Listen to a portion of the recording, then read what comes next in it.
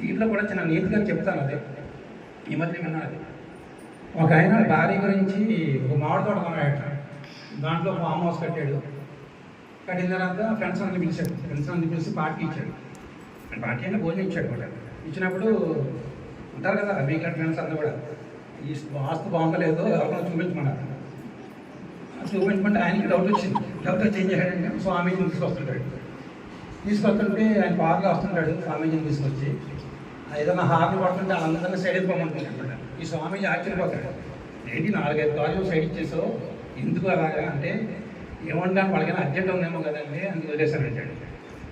తర్వాత 5 నిమిషాల తర్వాత కుర్రవాడు రోడ్డు అడ్డంగా వస్తాడు. ఆడుకున్నాను బ్రేక్ వేస్తాడు కాదు. ఆ కుర్రవాడు వెళ్ళిపోతాడు. ఆయన ఈయన బయలుదేరాడు అనమాట. మళ్ళీ స్వామి అడుగుతాడు బయలుదేరచ్చు కదా, వెళ్ళిపోయాడు కదా. లేదు నువ్వు ఎప్పుడు ఒక్క కుర్రవాడు ఆడుకోడు, వాడు వెనకాల ఇంకోటి వస్తాడు అంటాడు. అంటే అనుకున్నట్టు కోసం కూడా వస్తాడు.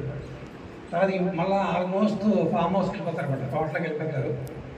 వెళ్ళిపోయిన తర్వాత పక్షులు ఎగురుతుంటాయి అన్నమాట. చెట్టు మించి ఎగురుతుంటే ఏం చేస్తారంటే ఈయన కారులో కూర్చున్నాము చెప్పంటే అంటే పిల్లలు పైనుంచి కాయలు కోసుకుంటారండి, అందువల్ల మనం వెయిట్ చేద్దాం. ఎందుకంటే మనం చూసి కంగాపడిపోతారు, వాడు కంగాపడి దూకేస్తారు కదా, దెబ్బలు తగ్గుతాయి అంటాడు.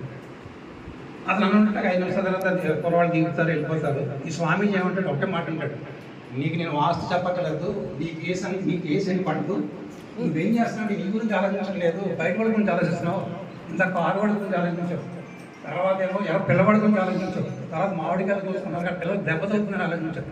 అంటే నువ్వు నీ గురించి బతకట్లేదు, ఆకి మామిడి